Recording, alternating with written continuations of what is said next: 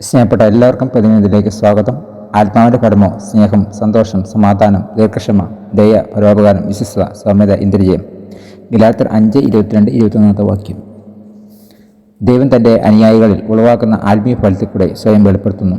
സ്നേഹം, സന്തോഷം, സമാധാനം, സഹിഷ്ണുത, ക്ഷമ, ദയ, പരോപകാരം, വിശ്വസ്തത, സൗമ്യത, ആത്മനിയന്ത്രണം. ഗലാത്യർ 5:22-21 എന്നിവയിൽ കൂടി യേശുവിലുള്ള വിശ്വാസികൾ ഇത്തരം ഫലം പ്രദർശിപ്പിക്കുമ്പോൾ മറ്റുള്ളവരുടെ ആ ഫലം ആഗ്രഹിക്കും എന്ന് മാത്രമല്ല, ആകർഷകമായ ആ ഫലത്തിൻ്റെ ഉറവിടം അവർ തേടുകയും ചെയ്യും.